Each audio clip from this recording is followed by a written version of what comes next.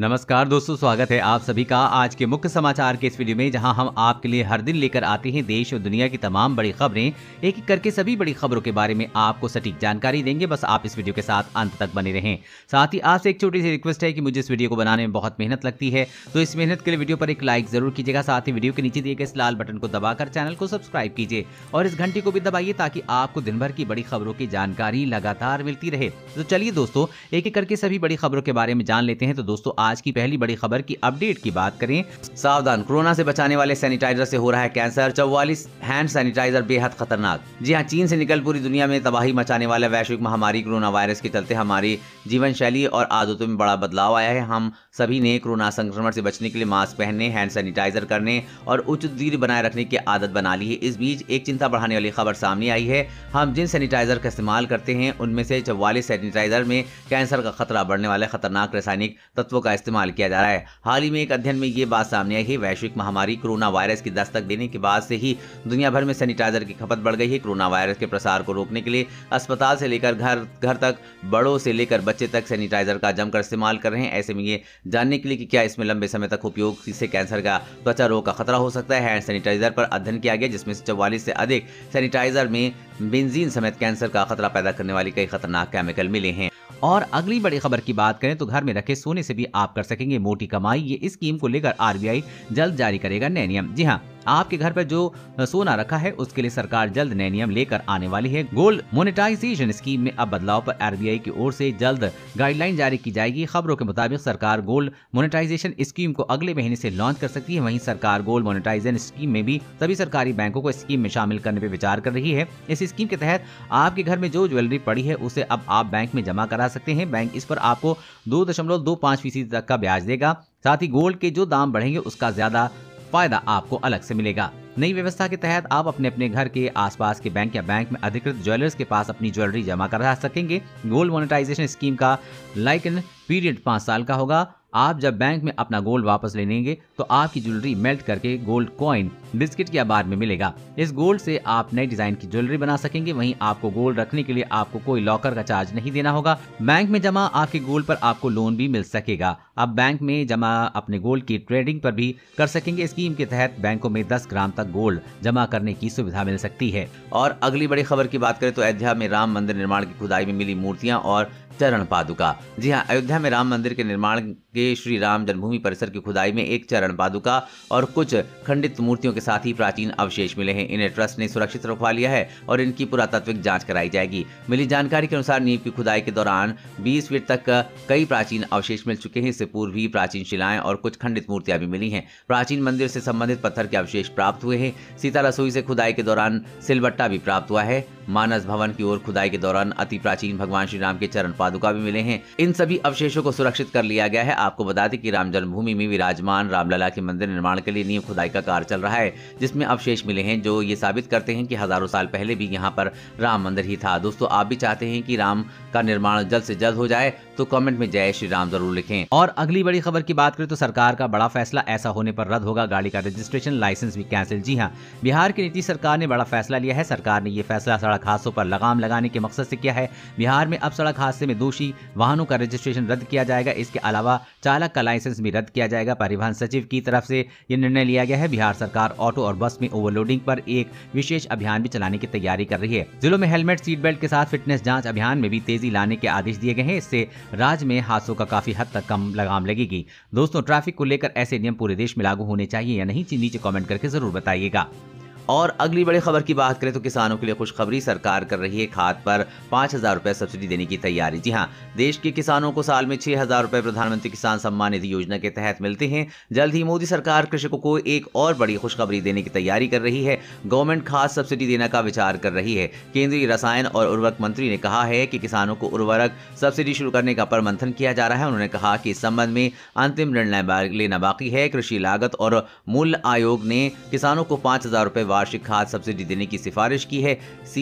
CACP ने कहा है कि कृषकों को 2 किस्तों में भुगतान करके अकाउंट में होना चाहिए, जिससे कि पहली किस्त 2500 रुपए रबी फसल के समय और बाकी पैसे खरीफ फसल के वक्त दिए जाएं। गौरतलब है कि CACP की सिफारिश लागू होने पर किसानों को साल में 11,000 रुपए मिलेंगे, जिसमें 6,000 रुपए PM किसान सम्मान निधि योजना के और 5,000 रुपए खाद सब्सिडी के होंगे। जल्द ही मोदी सरकार PM किसान योजना की तरह उर्वरक सब्सिडी का पैसा भी सीधे बैंक अकाउंट में भेजेगी। और अगली बड़ी खबर की बात करें तो पेट्रोलियम पदार्थ पर निर्भरता और वायु प्रदूषण घटाने की कवायद, तेज सड़कों पर दौड़ेगी हाइड्रोजन बसें। जी हां, केंद्र सरकार की वैकल्पिक ईंधन मिशन के तहत सार्वजनिक बसों को हाइड्रोजन से दौड़ाने की योजना है। इस बाबत पायलट प्रोजेक्ट के तहत जल्द ही कुछ चुनिंदा मार्गों पर हाइड्रोजन बसों का संचालन शुरू कर दिया जाएगा। दरअसल पेट्रोल डीजल की आसमान छूती कीमतों की पेट्रोलियम पदार्थ के आयात में भारी खर्च और पर्यावरण को होने वाले नुकसान के मद्देनजर हाइड्रोजन ईंधन सरकार के स्वच्छ ऊर्जा मिशन की प्राथमिकता में है।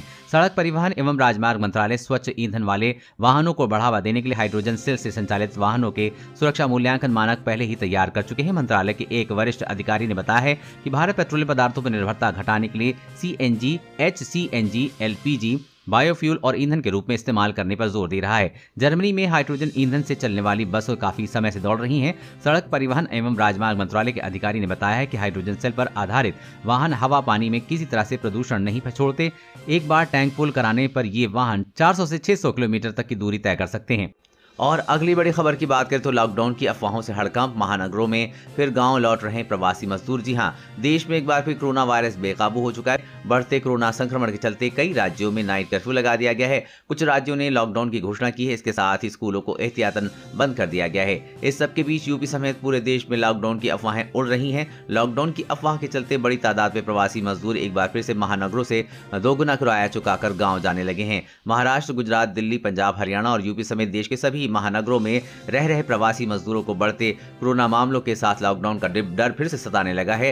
लॉकडाउन की अफवाह के चलते प्रवासी मजदूर एक बार फिर से अपने गांव घर पहुंचने की जद्दोजहद कर रहे हैं। तमाम मजदूर दोगुना किराया देकर अपने घरों की तरफ निकल रहे हैं। हालांकि स्थानीय प्रशासन प्रवासी मजदूरों को समझाने की कोशिश कर रहा है कि लॉकडाउन नहीं लगेगा, लेकिन पिछले साल लॉकडाउन के दौरान दुश्वारियां झेल चुके प्रवासी मजदूर रुकने को तैयार नहीं हैं। और अगली बड़ी खबर की बात करें तो महंगा हुआ ट्रेन का सफर, बढ़े हुए किराए को लेकर इंडियन रेलवे ने बताई वजह। जी हां, भारतीय रेल ने कम दूरी की यात्रा किराए में इजाफा किया है। किराए में इजाफे को लेकर इंडियन रेलवे ने कहा है कि अनावश्यक यात्रियों को कमी लाने के लक्ष्य से किराए में वृद्धि की गई है। कोविड-19 लॉकडाउन में छूट के बाद से रेलवे सिर्फ स्पेशल ट्रेनें चला रहा है। शुरुआत में सिर्फ लंबी दूरी की ट्रेनों का संचालन किया जा रहा था, लेकिन अब कम दूरी की यात्री ट्रेनों को भी चलाया जा रहा है। किराए को लेकर रेलवे की सूचित करना चाहता है कि यात्री एक और कम दूरी की अन्य ट्रेनों के किराए में ये बढ़ोतरी लोगों को अनावश्यक यात्राएं करने से रोकने के लिए किया गया है। उदाहरण के लिए अमृतसर से पठानकोट का किराया अब 55 रुपए से जो पहले 25 रुपए था। इसी तरह जालंधर से फिरोजपुर तक का DMO का किराया 30 रुपए से बढ़ाकर 60 रुपए हो गया है। इसी प्रकार देश में रेलवे ने किराए में बढ़ोतरी की है। यात्री और लोकल ट्रेन सेवा से शुरू करने के बाद रेलवे के किराए में इजाफे को लेकर यात्रियों की आलोचना झेलनी पड़ी है। और अगली बड़ी खबर की बात करें तो 1 लाख की घूस लेते पकड़े गए तहसीलदार, डर के मारे जला दिए 20 लाख रुपए। जी हां, राजस्थान में भ्रष्टाचार निरोधक ब्यूरो की एक टीम ने बुधवार को पिंडवाड़ा के राजस्व निरीक्षक परबत सिंह को 1 लाख रुपए की रिश्वत लेते गिरफ्तार किया। ये जानकारी ब्यूरो के एक वरिष्ठ अधिकारी ने दी है। अधिकारी ने बताया कि आरोपी परबत सिंह द्वारा रिश्वत की राशि पिंडवाड़ा के तहसीलदार कल्पेश कुमार जैन के लिए लेने की बात स्वीकार करने पर जब ब्यूरो की टीम तहसीलदार के निवास पर पहुंची तो गिरफ्तार करने पहुंची तो उसके अपने घर पर दरवाजे बंद करके भीतर करीब 15 से 20 लाख रुपए की भारतीय मुद्रा जला दी। उन्होंने बताया कि तहसीलदार को गिरफ्तार कर लिया गया है। तहसीलदार 500 रुपए के नोटों की गड्डियों को गैस चूल्हे में जलाने की कोशिश की। दोस्तों, ऐसे बेईमान तहसीलदार को क्या सजा मिलनी चाहिए? नीचे कमेंट करके जरूर बताइएगा।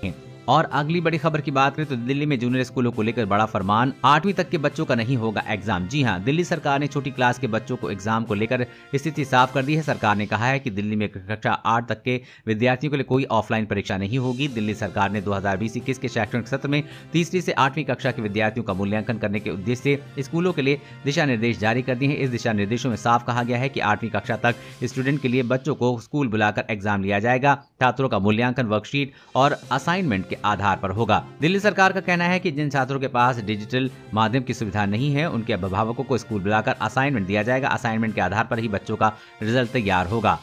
और अगली बड़ी खबर की बात करें तो 819 रुपए वाला गैस सिलेंडर मिल रहा है 119 रुपए में। ऐसे उठाएं ऑफर का लाभ। जी हां, इस समय घरेलू रसोई गैस की कीमतें आसमान छू रही हैं। सब्सिडी वाले सिलेंडर की कीमत 2021 में अब तक 225 रुपए प्रति सिलेंडर तक बढ़ चुकी है। दिल्ली में सब्सिडी वाले 14.2 किलोग्राम LPG सिलेंडर के दाम 819 रुपये पहुँच गए हैं, लेकिन पेटीएम अपने लिए एक खास ऑफर लेकर आया है, जिसके तहत आप 819 रुपये वाला सिलेंडर मात्र 119 रुपये में ले सकते हैं। मतलब आपको सीधा 700 रुपये का कैशबैक मिलेगा। आप पेटीएम से अपना LPG सिलेंडर बुक कर 700 रुपये तक का कैशबैक पा सकते हैं। देश के अधिकांश भागों में जहां LPG सिलेंडर सब्सिडी के बाद 819 रुपये हैं, ऐसे में पेटीएम के खास कैशबैक का फायदा उठाकर आप इसे मात्र 119 रुपये में खरीद सकते हैं। 700 रुपये तक का ये कैशबैक पेटीएम ऐप के माध्यम से पहली बार LPG गैस सिलेंडर बुक करवाने वाले ग्राहक भी पा सकते हैं। आप भी पेटीएम ऐप डाउनलोड करके इसका फायदा उठा सकते हैं। दोस्तों, आज की खबरों में बस इतना ही। इसी तरह हर रोज काम की खबरें जानने के लिए आप हमेशा हमारे साथ जुड़े रहें। हमारे साथ जुड़ने के लिए वीडियो के नीचे दिए गए इस लाल बटन को दबाएं और साथ ही इस घंटी को भी दबाइए ताकि आपको हर खबर की सटीक जानकारी मिल सके। जय हिंद।